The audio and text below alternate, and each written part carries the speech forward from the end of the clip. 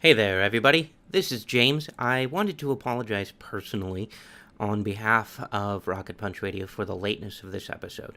So, what you're going to get is two combined Pocket Punch episodes. Through a combination of sickness and technical difficulty, and also Samantha packing up everything that she owns in boxes and having to move, we have been unable to provide the full episodes as promised and on time as promised. The recordings had already been made for Nate and I talking together, though they had been delayed, again through various technical difficulties. And through various technical difficulties on the part of some of our recordings, these are definitely not our highest quality. So, again, I do apologize, but we're getting everything together, and episode 50 is on track, where we will have our promised quiz time. So, on behalf of everyone here, I wanted to say thank you very much for listening, and thank you for bearing with us as we go through this brief time of difficulty. Bye-bye.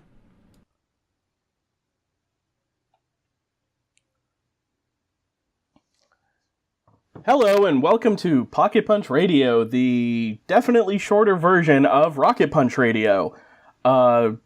If you listened last week, you may have heard me say that last week would be our last Pocket Punch. However, due to some sickness among the crew, we're actually going to be delaying our official 50th episode until next week.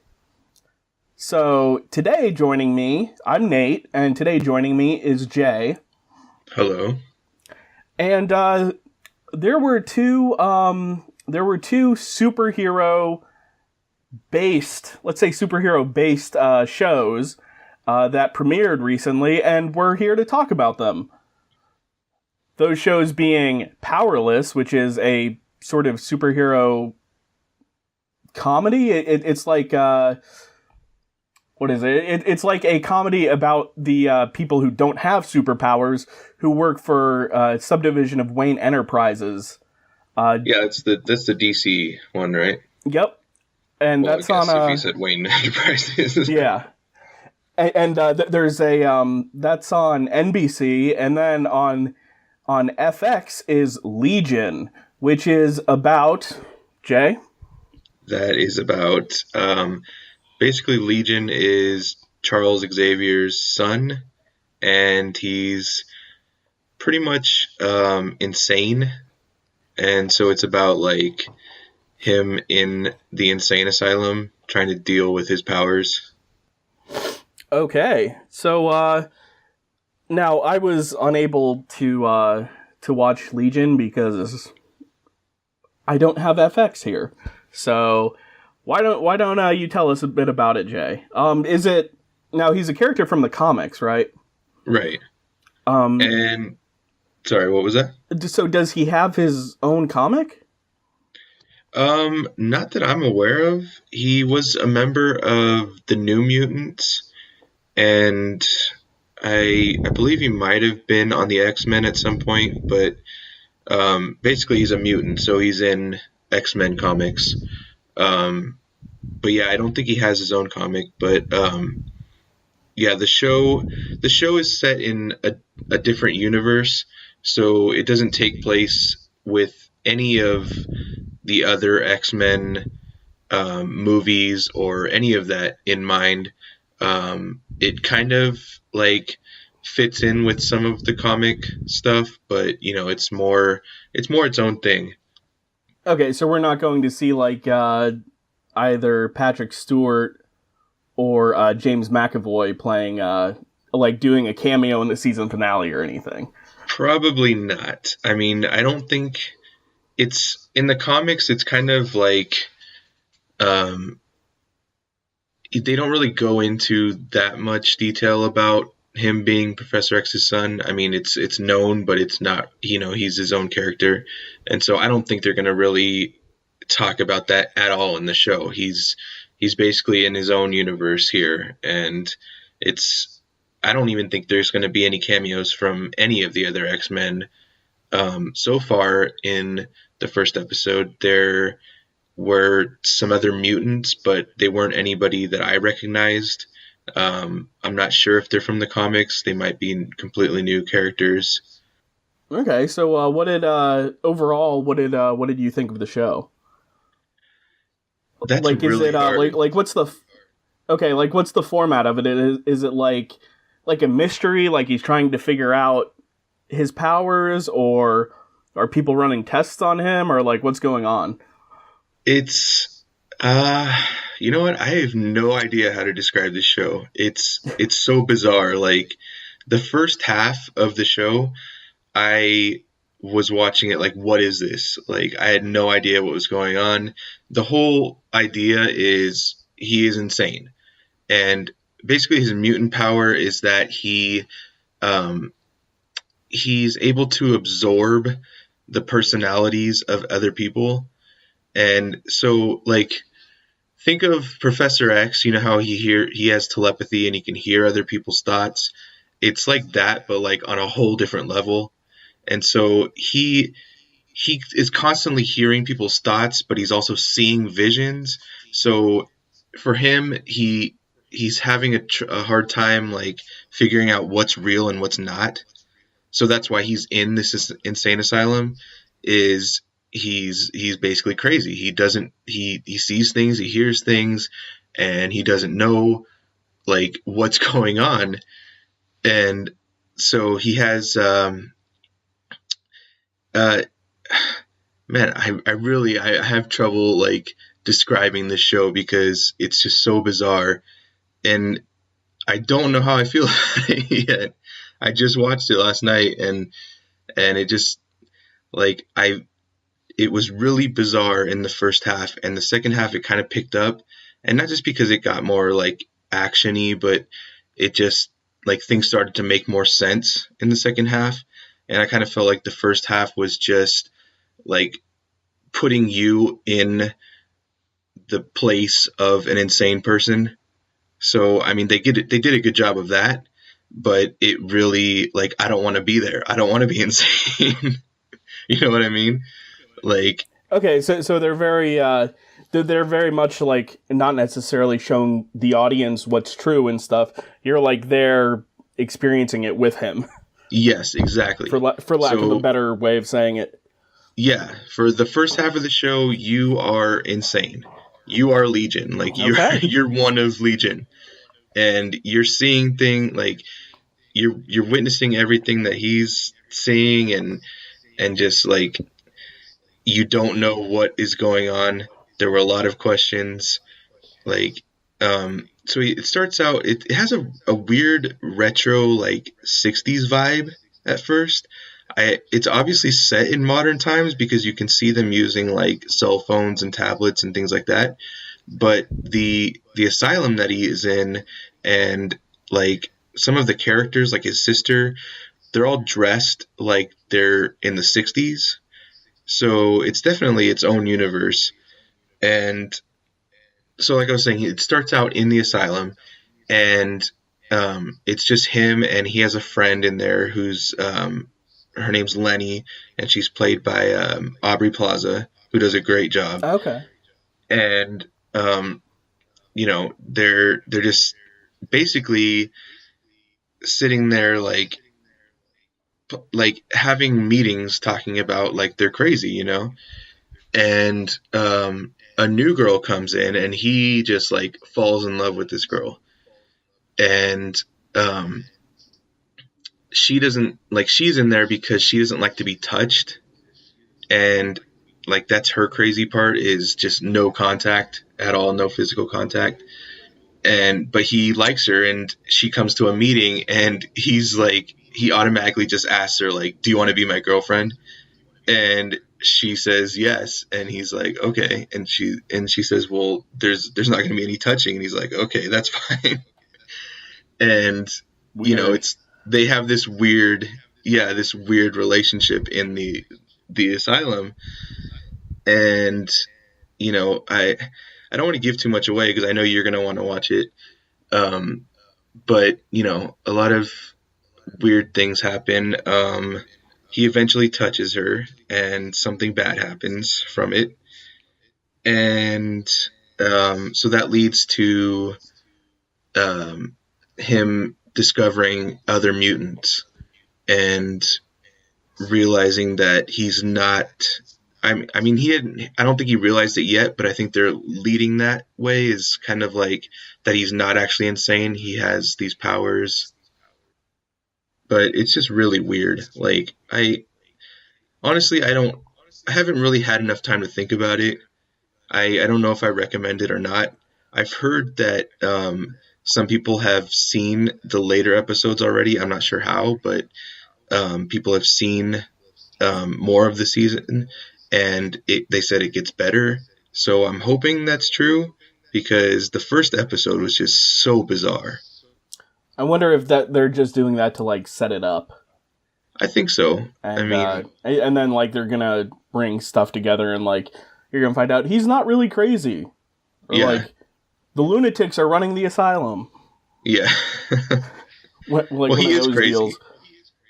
Okay, but it's an interesting kind of crazy. okay. Yeah, I'm gonna continue to look and see if it's like if it's available on their website for free or something. So Mm, maybe we can get like a 30-day trial and watch a couple episodes. yeah. I'm um, I almost didn't want to finish watching it, but like I said, it did get better in the second half. So I'm gonna watch the next episode and hope it gets better from there. But man, yeah, I don't know what to say really. It's a weird show. okay. I wanted to get your take on it because I know you're a huge X-Men fan. Yeah, So okay, so and I wanted to see if you were like familiar with the character and everything, but it sounds like he's more or less a minor character in the kind of. comics. Yeah, yeah. I'm not too familiar with him. I mean, I've read some of the comics that he's in, but he's never stood out to me.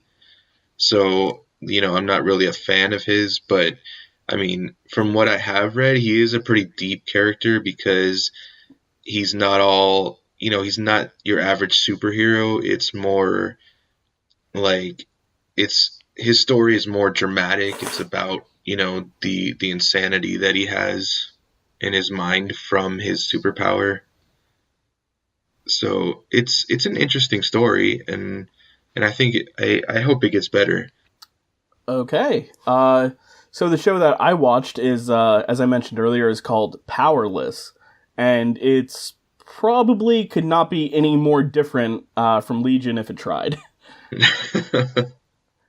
So it starts with Vanessa Hudgens plays the main character, and she's like this sort of like she's all happy go lucky and kind of like eager to go work for Wayne Security in a city called Charm City, Huh. which I've never heard of. I haven't heard of that either. So I don't know if they made it for the show.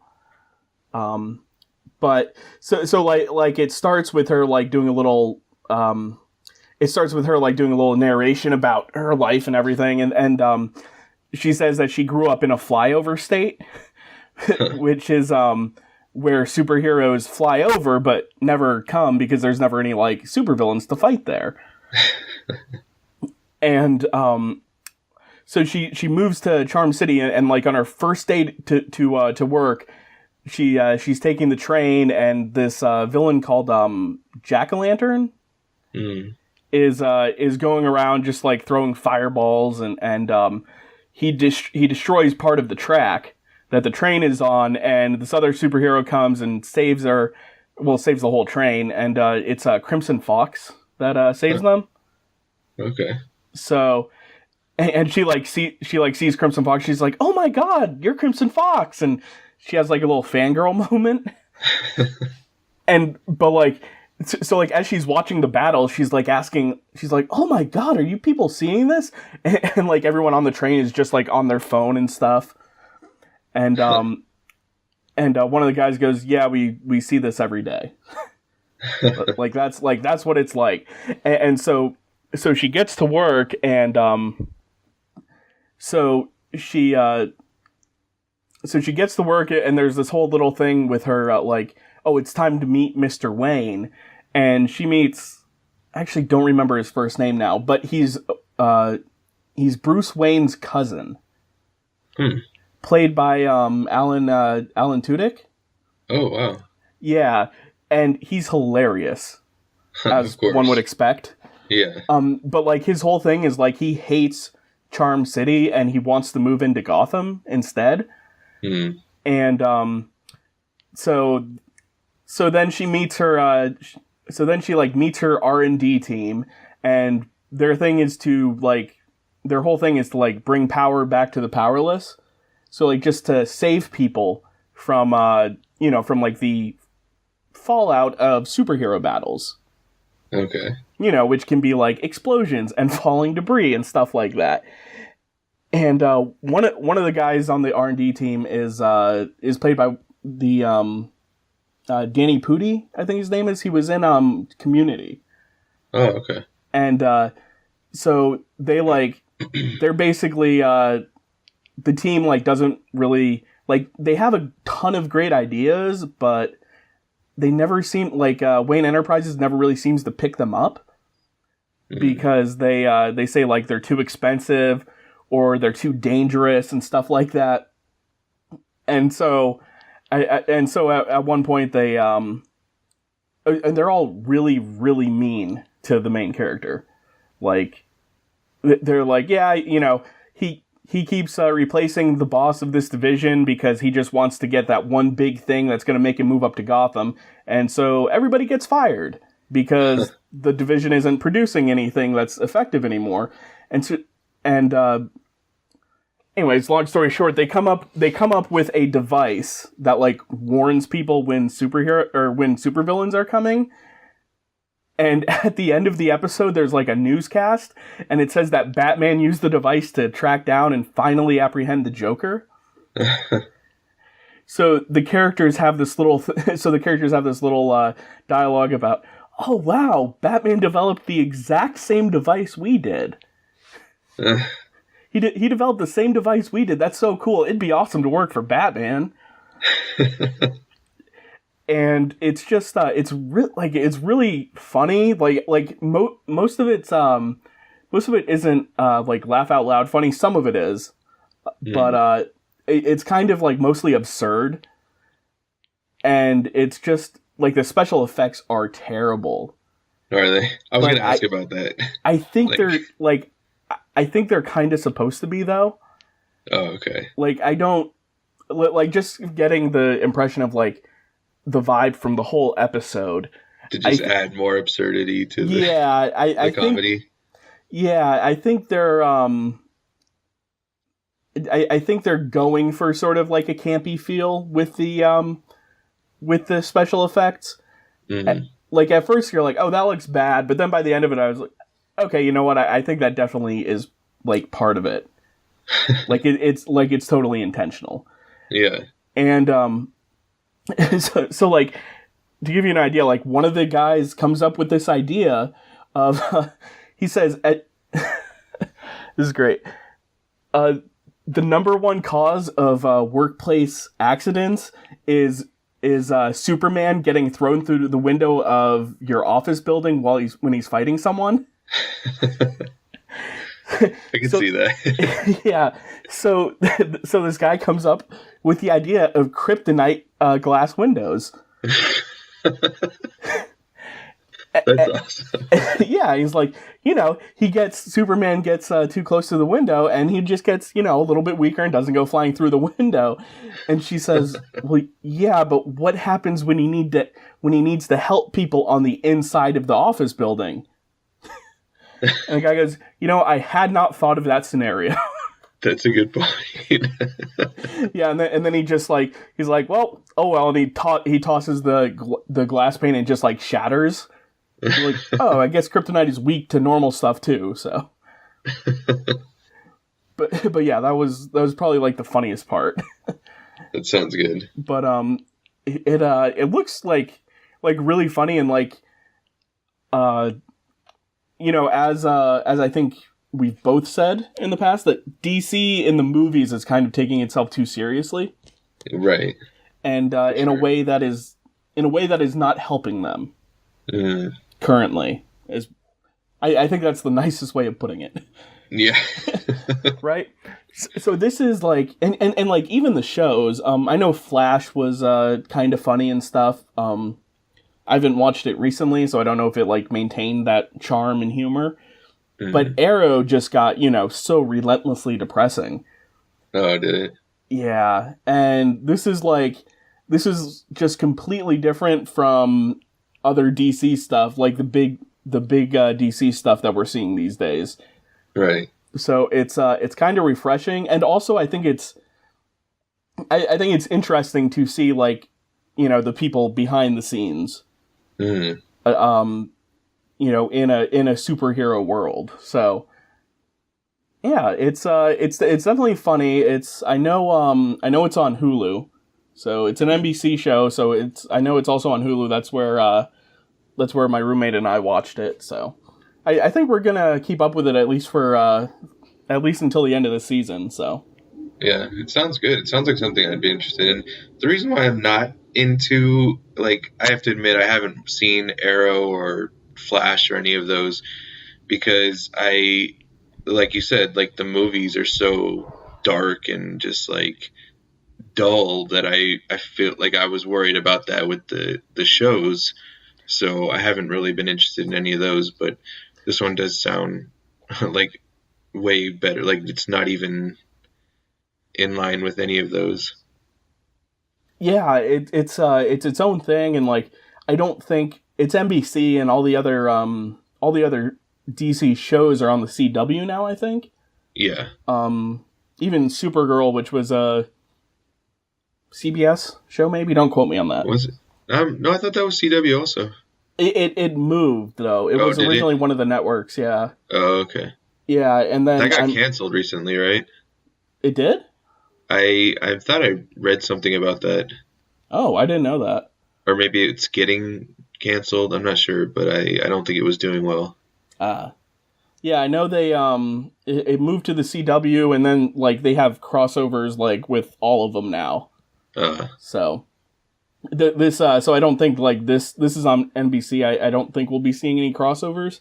Mm-hmm. But also it would kind of take away from the it would kind of I think take away from the like charm of the show. Yeah. So like there's a part where Alan Tudyk's character is talking to Bruce Wayne on the phone, and you don't even hear Bruce Wayne's voice, which I think is good because I think it would be like too obvious. Yeah. Gotham is the other DC show that is so ridiculously dark and depressing. Mm. And I got through like half a season of that show. But yeah, this one is definitely funny, and it's like a much lighter look just at superhero worlds in general. Mm. So definitely check it out if you're into that. Yeah, so, yeah. I like that. It sounds like they're using some of the lesser known villains like Jack-O-Lantern. I think that's pretty cool. Is Crimson Fox is a superhero, right? That's like they didn't make her up for the show. I'm not sure on that. Jack-O-Lantern I've heard of, but I haven't heard of Crimson Fox. Let's find out. Let's Google that. Oh, okay, yes. Crimson Fox is a character. Okay. Oh, okay. Not relatively, character that's been around for only since 1989, so. Okay, cool. But yeah, so I think that's it. I definitely look forward to hearing if you keep up with Legion, what you continue to think of it. Yeah, I'm definitely going to watch the next episode. We'll see where it goes from there. Alrighty. Well, anything else? I think that's it. Unless you, what else have you been reading, watching, and playing? Well, I just as we talked about the other day, I finally finished the audiobook of The Way of Kings. Yeah. And so that was finally. I started that book on Finally. Kindle 3 years ago. Yeah, that's a long ass book. More than 3 years ago, yeah. And you said the third one is supposed to be even longer. Yeah, the second one is even longer, and then the third one is going to be even longer than that. It's, oh my god, it's so I ridiculous. haven't read them all personally, but my wife Ruth has read them, and I listen. She likes the audiobooks, and I listen to along to some of them, and so I got kind of like the general feel of the world and everything, and it's very interesting. It's just too long for me. I can't get that far into epic fantasies like that. Oh my god, it's just, yeah, it's ridiculous. This one eventually became like a matter of pride for me. It was like, I just want to get through this, and also I really like the world, so like, Yeah, that's the thing. Like, his world is not, it's not like generic high fantasy. It has I think a lot of interesting things going on, but it's just, oh my god. I don't care about the color of the wine or the sauce that was on the chicken that night. yeah, Like I don't care. I don't care. Oh my god, there's probably, you could probably fill half a chapter just with the descriptions of like the fashion that people are wearing. oh yeah, for sure. Like we get The it, book could definitely be like half as long as it is without all of those descriptions. Yeah, like okay, cool, we get it. These like princes and noblemen care much more about like looking good than actually winning this war they're fighting. Okay, cool. But like, you don't need to describe what they're wearing like almost every time you reintroduce a character. Yeah. Well, I think that's the thing. He really is trying to set up his own world and make it, make it as epic as, Lord of the Rings or Game of Thrones and those types of fantasies. And I had read about I think it's the third book. It's going to focus on, what's his name? Dalinar? Yeah. Yeah, I think it's going to focus on Dalinar, and he had made a comment that he hopes that somebody will cosplay as Dalinar. So I think that's what he's going for, is being very descriptive so that people get a really good idea of what the characters look like and what the world is like, and can be fully immersed in that and become like super fans. I mean, it definitely, it's just too there's long for definitely me. the potential for that there. Yeah. It's just, there's so much fluff and everything, and which is not, to be clear, it's not a Brandon Sanderson thing. It's a fantasy thing. Mm. There's some sci-fi authors who don't know how to write short books anymore. Like, David Weber, I don't think can turn in a book that's less than 800 pages these days. But it's particularly a problem in fantasy. Yeah, for sure. So, yeah, but so what about you? I know you said Ruth recently finished it as well. Yeah, she finished. I think she finished the second book quite a while ago, which I was surprised to learn, actually, because I thought that was going to take like a year to finish. Yeah. It's the audiobook is 48 hours long. Yep. Like, that's 2 days. Mm-hmm. That's literally 2 days of just listening. Yep. Yeah, so. But it's I try to listen to like an hour or two every night, so that gets through it. Yeah, she listens to it like at double the speed, so it goes faster. So I tried doing that, and I don't think I can keep up with it. Yeah, it's a little difficult, but she's got some ninja skills with that. Alrighty. So I think that's about it. Or have you been reading or playing anything? I know you've been playing Resident Evil Oh my 7 God. Yeah. Biohazard. You want to get me started on that? That could probably be its own episode. Oh yeah, for sure. Let me just say that game is scary as fuck. Like that there are things happening in that game that will give you nightmares for sure. Scary as But fuck. That's we're putting that. We're gonna call up. Let's see if they want us to put that on the back of the box.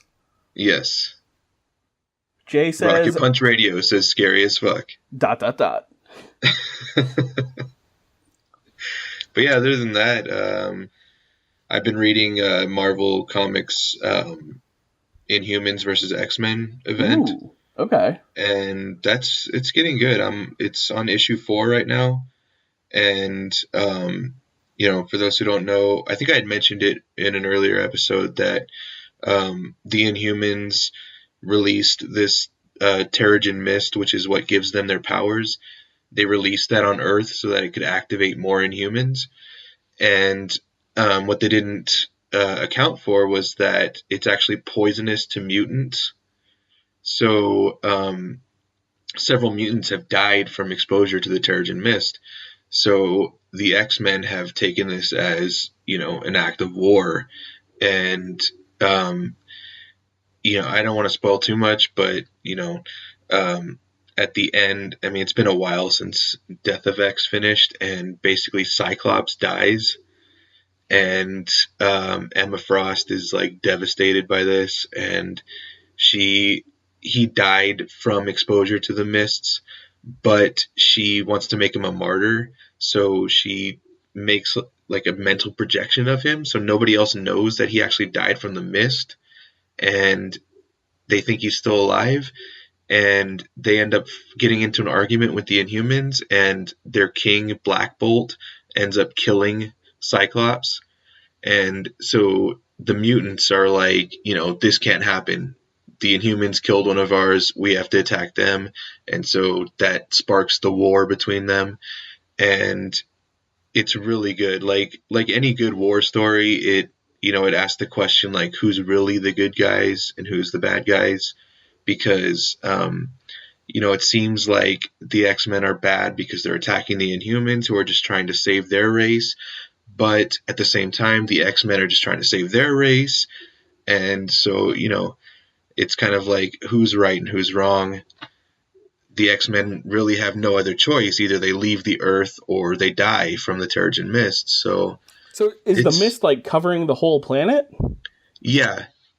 They have these things called Terrigen crystals, and I guess a lot of them got damaged, I believe. I don't quote me on this. I don't know the full backstory, but I think they got damaged, and so there are only a few left, and that's why the Inhumans are like dying off, and they're afraid of becoming extinct.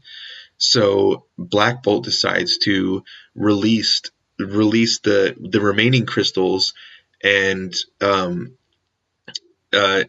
cover the whole Earth in the mist, so that it will activate the humans that are on Earth. Some of them they're very similar to mutants in that they have like some kind of gene that once they're exposed to the mist, it activates their superpowers and they become inhuman. And so he releases the mist all over the Earth, and it's they find out that it's killing off the mutants. And at first they try to come up with a peaceful solution, and Beast ends up going to New Atalan, which is where the Inhumans are living on the moon, and he tries to be peaceful and he tries to come up with a solution, but he ends up finding that the way that the Terrigen Mist kills mutants is that it attacks each one specifically to their mutation. Oh wow. So the only way, like, he could potentially come up with a cure, but it would have to be specific to every mutant. So, he would have to invent a new cure for every single mutant on Earth, which, that's impossible, especially with what little time they have with the mist spreading all over the world. And so, like I said, their only option is to either leave or die. And so they come up with the plan to capture the Inhuman royal family and put them in limbo and try to destroy, like, contain the Terrigen Mist and then destroy it. Well, obviously the Inhumans don't like that idea, so they're warring over that. Sounds pretty interesting, and this is an ongoing series. Yes. It's on issue 4, and I think there are 6 issues in total. Okay, so it's just a short one. Yeah, it's an event, and then it's leading up to what's going to be called Resurrection, which is like they're going to basically reboot a lot of X-Men that people from the 80s and 90s are more familiar with. Okay. So I don't know how it's going to play out in the end and how it's going to go, like how it's going to move into Resurrection, but it's really interesting right now to see the war and to see like the younger Inhumans talk about, like, you know, they just found out because the Inhuman royal family, they knew already what's going on. They know why the X-Men are attacking them, but the younger Inhumans, the ones who recently had their powers activated, they didn't know the full extent of what was going on. They just see, you know, why are the mutants attacking us? They must be bad, like something happened to them and they're attacking us. Well, in this past issue, they find out why. They find out that the X-Men are dying and they're just trying to save themselves. Oh wow, okay. So is like Miss Marvel in it? Miss Marvel is in it. The new one, what's her name? Kamala Khan? Yeah. Yep. Because I know she's an Inhuman, so. Yeah. They actually just brought her in the past issue because she knows all of the other new Inhumans. So they like called her up and they're like, hey, can you get in contact with all of the other ones? We need to find out what happened to Black Bolt and Medusa and all of them and try and free them. And so she comes in and puts together like a crew of Inhumans, and then at the very end of that issue is when she says, like, who are the good guys in this? Huh. Sounds pretty good. I might have to check it out. Yeah, for sure. I definitely recommend it. Cool. All right. So, I think that's going to be it for today. So, Rocket Punch Radio is a giant robot... Rocket Punch Radio is a giant robot podcast fighting force designed to beat back the evil Lord Onway and his army of dreadbots. You can join the Rocket Punch Corps by reviewing us wherever you listen to podcasts and checking us out at www.rocketpunchradio.com or on the Grown Ass Geeks Facebook group. Our theme song was composed and recorded by Brent Black at brentblacktunes.com. The podcast is produced by Samantha, and our artwork was created by Jay Garcia at Audio Visuals. You can find us on Twitter at RocketPunchRDO and also on YouTube where we post Let's Plays, podcast episodes, and other neat media, including some stuff that we have coming up for March of the Mecha, which, well, is starting in March. That's a good time for it to start. It is. All right. So, Jay, where can people find you? Are you still running your awesome Etsy store? I am, yep. You can check me out on Etsy at Intelligence Unlimited, and that's Gents with a Gents. You can also find me on our YouTube channel doing unboxing videos, and I'm also in the Grown Ass Geeks Facebook group.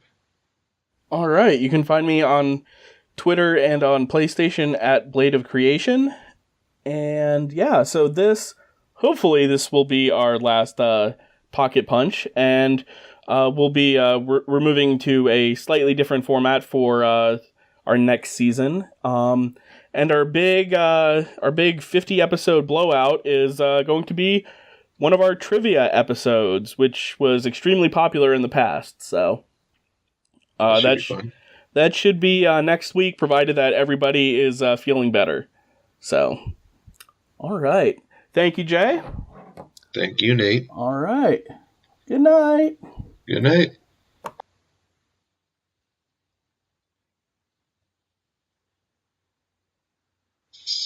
So how's your week been going?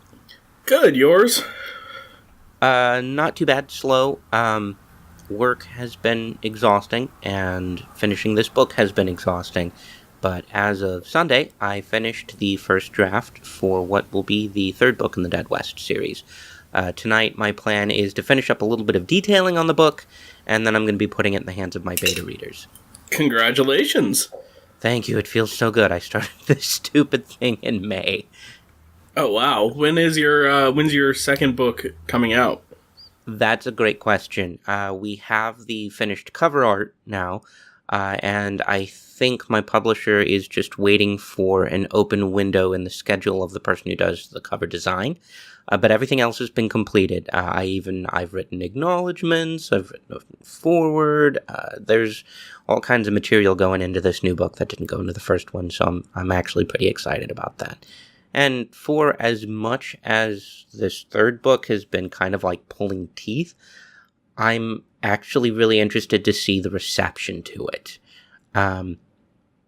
I struggled really hard with this book, and in September, I started to get the inkling that I was clinging to a mistake merely because I had put the work into the mistake, and tried to course correct, but the damage was already done. And so with like 2 weeks left to go to finish the book at the end of October, I got in touch with my editor, Nikki, and I said, look, this book isn't working. And I laid out the principal problems I had with the book. And she says, yeah, wow, that sounds like a mess. And I'm like, oh, thank you, Nikki. And she says, no, it's too cluttered. And so she and I talked, and she proposed some really good ideas that were more refined versions of some stuff that I'd been kind of thinking to begin with. And I sat down, and at the beginning of November, I started rewriting this book. Up to this point, I've been calling it Hallows of the Earth. I don't think that's going to be its name anymore. I don't know what its name is going to be just yet, but I have some ideas.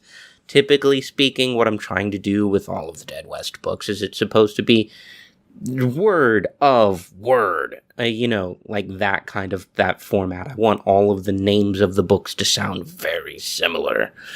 But yeah, I'm sorry. This has been what's been on my mind all week, other than desperately trying to finish Final Fantasy 15. Are you enjoying Final Fantasy 15? I'm really enjoying it. I'm trying to plow through it so that I can finish the game around the time that Persona 5 comes out.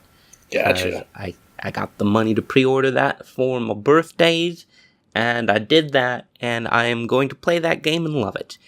They're taking a heist movie theme with this newest Persona game. Your proclivities or your thoughts towards JRPGs and Japanese stuff in general, you're probably not terribly familiar with the Persona games. It's like they're in high school and they fight demons and they also fuck. I don't know about the fucking. They've certainly dated in the games that I've played, but it's timed. Like sex. I know that. Yeah, it is timed. But one of the big things, like the things that are called personas, the thing that names this particular sub-series of the franchise is all of these characters are able to summon these spirits that are supposed to be like the face of who they really are deep down. And all of these spirits are always themed after pop culture characters and historical figures and that sort of thing. And the persona for the main protagonist in this newest game that's coming out this month is Arsène Lupin, the French gentleman thief, which, like, literary me, like, I freaked out because that's fucking awesome. So yeah, they're going real hard on the heist movie thing, and I like that kind of like literary's ultimate thief is going to be the spirit that represents the character's true self. It's gonna be so cool. Okay, is that that's for PS4, right? Yeah, that's a PS4 game. I think in Japan they also released a PS3 version because why would the series skip a generation? Wow. But yeah, well they had I think 3 games on PS2, 1 game on PS1, and then they skipped PS3. Like it's just they took forever. But both of the PS2 games were also super end of life cycle. Uh, Persona 4 came out. I think the PlayStation 3 had been out for a couple years when Persona 4 came out. I know there's a PSP one too, isn't there? Yeah. Persona 3, I think, got a PSP re-release, and then Persona 4 got a PS Vita re-release. And in both cases, these are considered to be kind of like the ultimate versions to play. I ended up picking up a PlayStation TV for $25 just so that I could get that version of Persona 4. Oh, nice. Yeah, the graphics are mostly the same, even right down to the irritating way that graphics on the PS2 had a tendency to motion blur. So, like, that is what it is, but it's a really satisfying game, and I have played it multiple times and never beaten it. So is this going to be the first Persona game that you beat? I hope so. I really hope so. I'm hoping I beat this Final Fantasy game first, though. I'm getting ready to dive into the story again, and I know that I'm like right on the cusp of a section in the story where, like, Final Fantasy 15 is more of an open world game. Okay. But there is a section of chapters late game where, like, everything suddenly becomes very linear. And I know that I am right at that point. So I've been taking care of some side quests and doodling around a little bit. And I just need to buckle down and jump into it. Right now, I'm 10 levels ahead of where I need to be for the story quests. So I'm hoping that I can stay ahead of the curve going into it like that. How much longer do you think you have in the game? That's a great question. When I first picked the game up, somebody said, theoretically, if you don't do any kind of grinding and you don't do the side quests, you could beat the main story in 20 hours. So, I am on the cusp of Chapter 8. Let's find out how many chapters there are. How many chapters? There are 15 chapters, so I'm about halfway through, apparently. Yeah, okay. If it's open world, like, how do they define the chapters? Major main story plot events, basically. Okay. Like, as when you complete sections of main story, they delineate the chapters that way. And then sometimes, like, some of the chapters, like, my car got hijacked by the enemy in one of the chapters, and so I had to hoof it around their gigantic map on foot or on chocobo back, which also really restricted where I could go. So, like, not all of the chapters do you have access to all of the areas that would normally be available to you. And there were a couple of areas that I needed certain story events to open up so that I could complete side quests that were in that area. Okay. Okay, well, first, explain the setting to me, because I don't really get the setting of Final Fantasy 15, because, like, I know there's, like you said, there's, like, Final Fantasy stuff, like Chocobos, and, like, giant swords and shit like that, but, like, at the same time, they're driving around in a car. Yeah, it's, ever since about Final Fantasy... Well, the turn kind of started around Final Fantasy VI, but Final Fantasy VII embraced it real hard with this idea of an almost anachronistic world where magic and technology kind of combine to create almost a modern setting. So, like, a lot of the stuff is, really magically driven. Especially, like, there's this whole huge thing going on with the Empire that you're fighting against.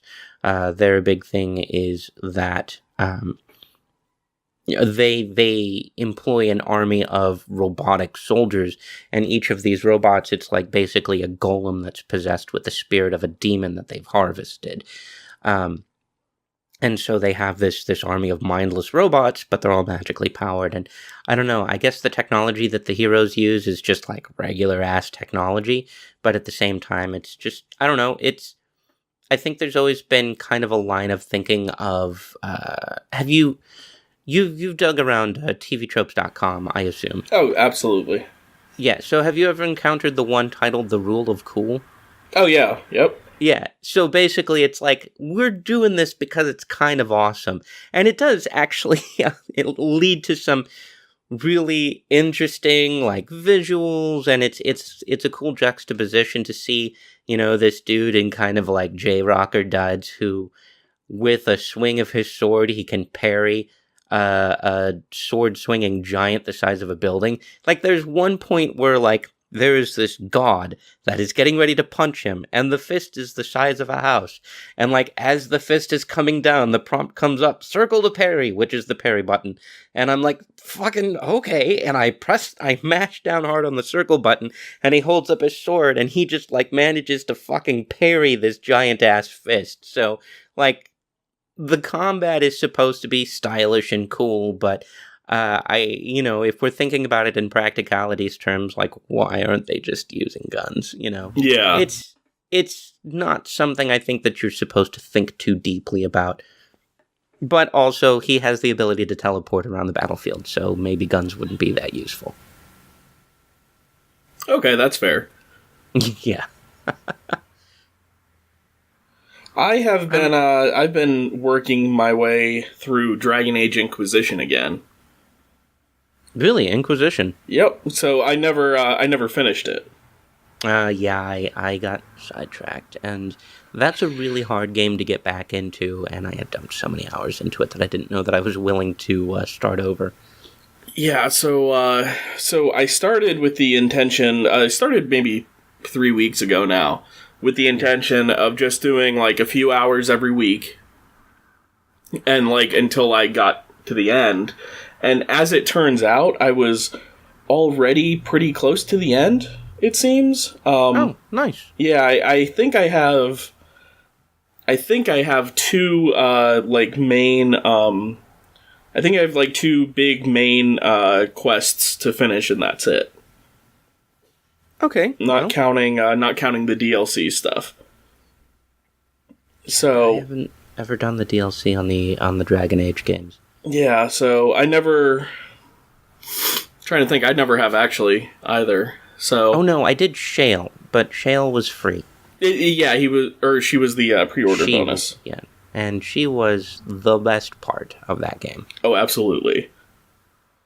But her personal quest is still one of my favorite BioWare companion quests. Fun. It was a lot of fun. It was, and she was a lot better than the DLC NPCs that hung out in your camp and sobbed for you to help them.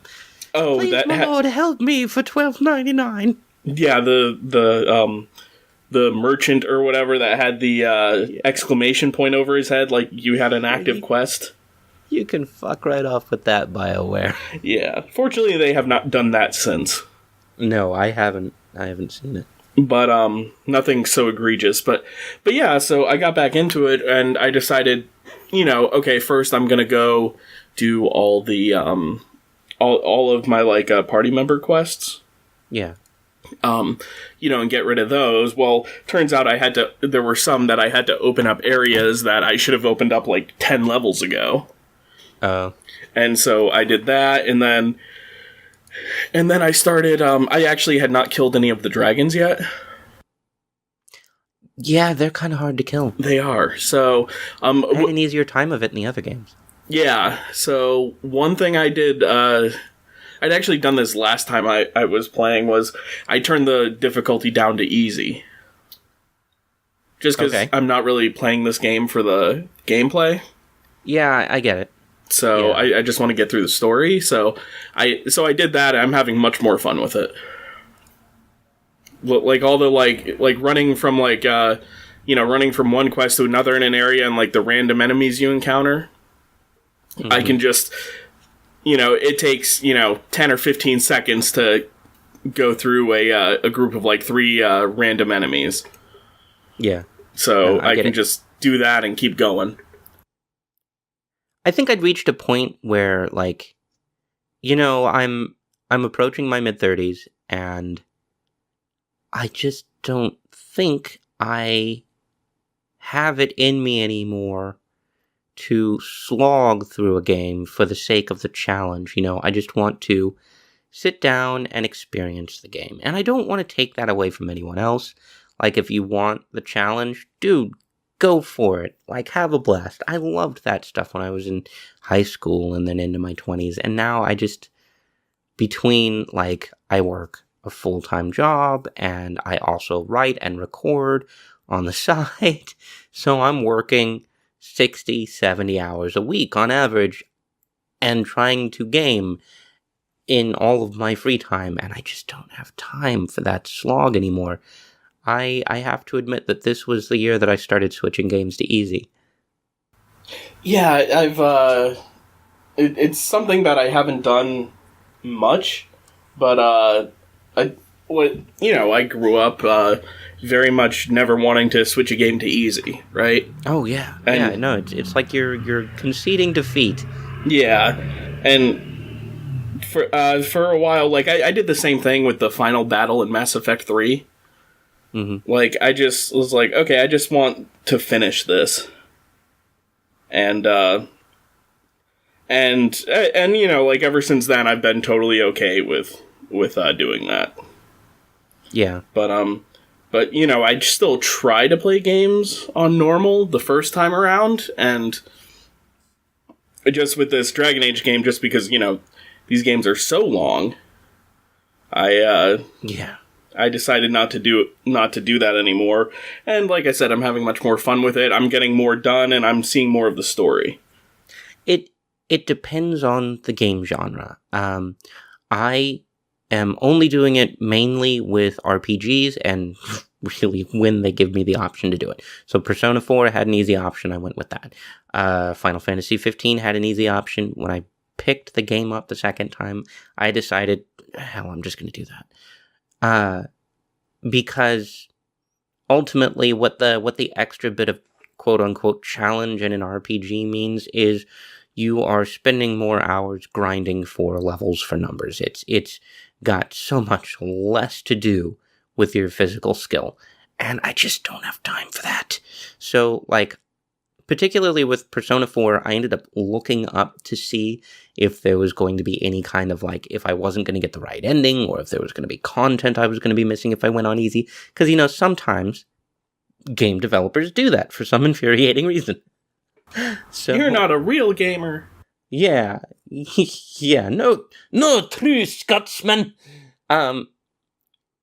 So yeah, if I find out that I'm not losing out on anything and it's a really long game, I'm probably going to switch it to easy.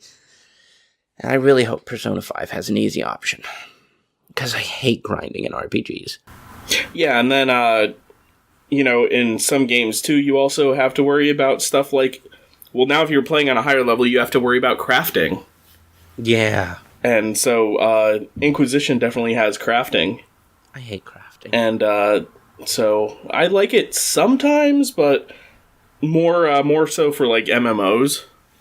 Mm-hmm. So I'm just like a few of the items. Like there have been a few things that I've crafted, but for the most part, nah, I'm good. And now I don't have to worry about that. So Yeah. I've actually managed to kill a few dragons now. And they aren't so much difficult as they are just really tedious. Yeah. So they just take forever. And like every so often they'll like pick up and like fly off into the sky, and you won't be able to do anything to them until they land again, and it's just really annoying. But yeah. Yeah. But the story-wise, of course, it's great. Which is obviously the real reason to play a BioWare game.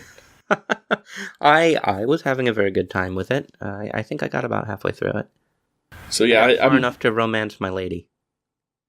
Josephine? Yeah, You went with definitely. Josephine, yeah.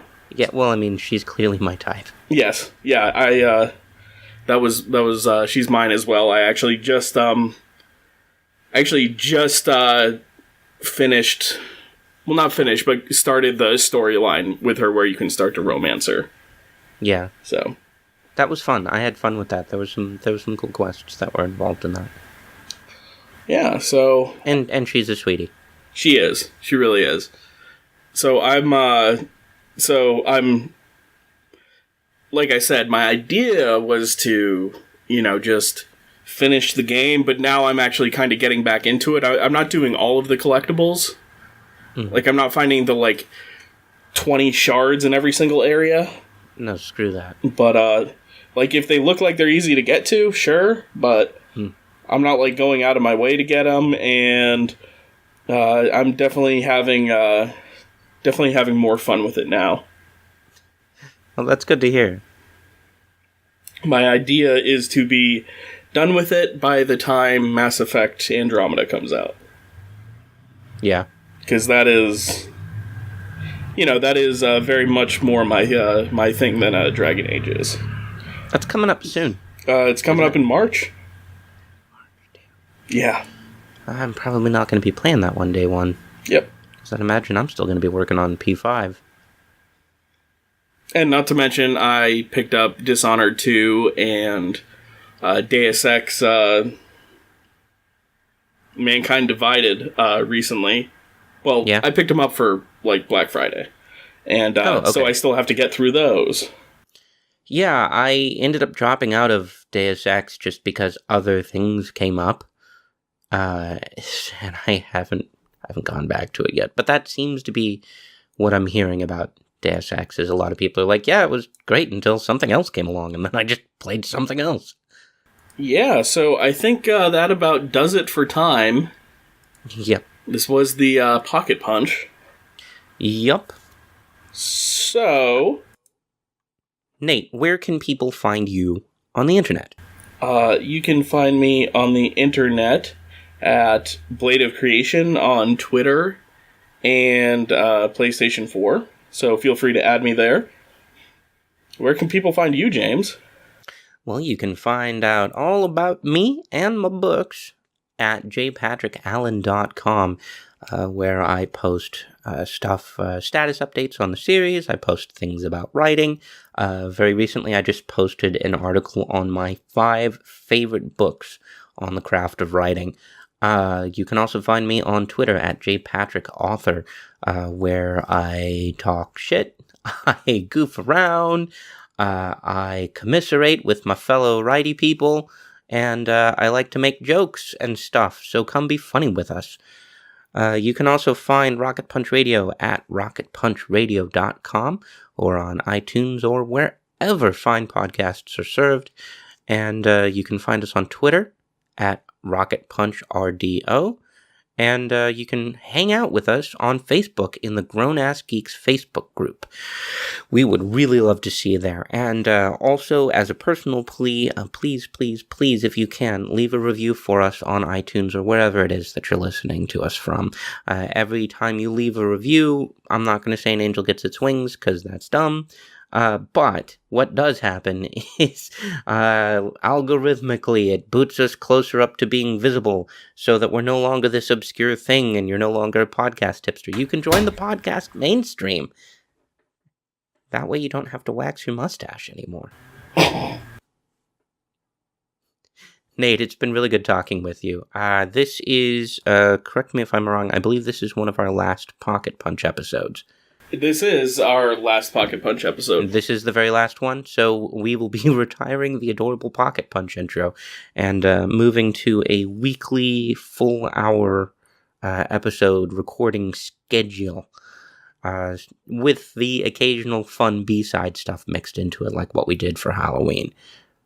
Yeah, so we're just not going to be splitting up between Pocket Punch and Rocket Punch anymore. Yeah, we'll be providing an hour of content every week for you. And, well, I was going to say something, now I forgot. Oh, yes. Well, next week just so happens to be our 50th episode. Yeah, we're going to be doing a trivia episode, so you've got that to look forward to. We're going to have the whole cast on, and we're going to do just like we did in November of 2015, where we quiz each other for pointage. and it's going to be so much fun. I'm really looking forward to it. That was one of our most popular episodes ever. It was one of my favorite ones to do as well. Yeah, that was a lot of fun. So, Nate, I'm really looking forward to doing that with you, buddy. Me too. All right, see you next week. Let's see you next week. That's our outro music. Just for this episode. Yeah.